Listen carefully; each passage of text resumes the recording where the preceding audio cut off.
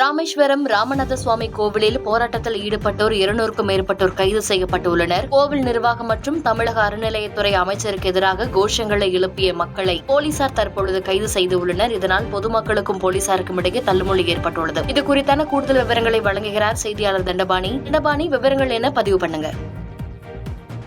நிச்சயமாக கீர்த்திகா, ராமேஸ்வரம் ராமநாத சுவாமி திருக்கோவிலில் உள்ளூர் பொதுமக்கள் தரிசனம் செய்ய இருந்த சிறப்பு வழியை அடைத்து ரூபாய் 200 கட்டண வரிசையில் செல்ல திருக்கோவில் நிர்வாகம் அறிவித்ததற்கு எதிர்ப்பு தெரிவித்து ராமேஸ்வரம் பொதுமக்கள் சார்பில் ஆலய நுழைவு போராட்டம் நடைபெற்று வருகிறது. கீர்த்திகா, ஆலய நுழைவு போராட்டத்தில் ஈடுபட முயன்றவர்களை திருக்கோவிலின் மேற்கு கோபுர வாசல் முன் போலீசார் தடுத்து நிறுத்த முயன்றதால் போலீசாருக்கும் பொதுமக்களுக்கும் இடையே தள்ளுமுள்ளு ஏற்பட்டது. கீர்த்திகா, ஆர்ப்பாட்டத்தில் ஈடுபட்டவர்கள் திருக்கோவில் நிர்வாகத்திற்கு எதிராகவும் தமிழக அறநிலையத்துறை அமைச்சர் சேகர் பாபுக்கு எதிராகவும் கோஷங்கள் எழுப்பியதால் பரபரப்பு ஏற்பட்டது. கீர்த்திகா, உலக பிரசித்தி பெற்ற ராமேஸ்வரம் ராமநாத சுவாமி திருக்கோவிலில் உள்ளூர், வெளியூர் மற்றும் வெளி மாநிலங்களைச் சேர்ந்த நூற்றுக்கணக்கான பக்தர்கள் தினசரி சுவாமி தரிசனம் செய்து வருகின்றனர். கீர்த்திகா, அதேபோல் உள்ளூர் பொதுமக்கள் ராமநாத சுவாமி திருக்கோவிலுக்கு சுவாமி தரிசனம் செய்ய ராமநாத சுவாமி சன்னதியின் வடக்கு புறத்தில் சிறப்பு வழி ஒன்று அமைக்கப்பட்டு அந்த வழியில் பல ஆண்டுகளாக பக்தர்கள் சுவாமி தரிசனம் செய்து வந்தனர். கீர்த்திகா,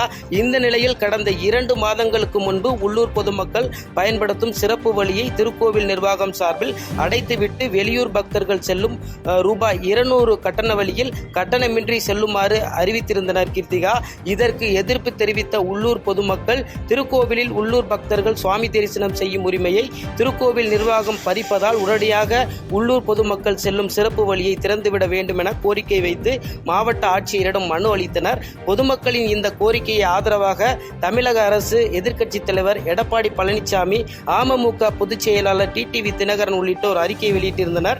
இந்த நிலையில் மாவட்ட ஆட்சியர் சிம்ரன்ஜித் சிங் காலோன் தலைமையில் ராமேஸ்வரம் திருக்கோவில் இணை ஆணையர் செல்லத்துறை, ராமேஸ்வரம் மக்கள் நலப்பேரவை குழு இடையே அமைதி பேச்சுவார்த்தை நடைபெற்றது. கீர்த்திகா, அந்த பேச்சுவார்த்தையில் உடன்பாடு எட்டப்படாததால் இன்று காலை ராமேஸ்வரம் மேற்கு கோபுர வாசல் வழியாக ஆலய நுழைவு போராட்டத்தை ராமேஸ்வரம் மக்கள் நலப்பேரவை சார்பில் அறிவிக்கப்பட்டது.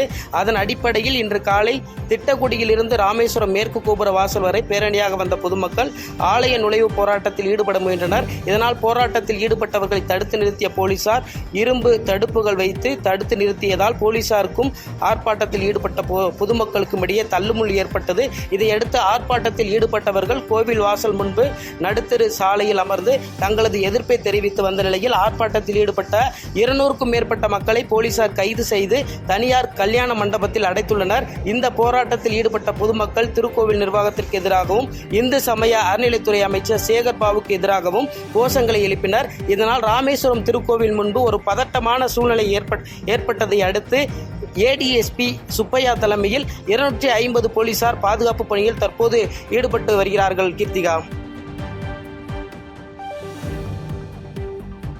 செய்திகளை உடனுக்குடன் தெரிந்து கொள்ள கீழ்கண்ட கேபிள் மற்றும் டிடிஹெச் நெட்வொர்க்குகளில் எம்நாடு செய்தி தொலைக்காட்சியை காணுங்கள்.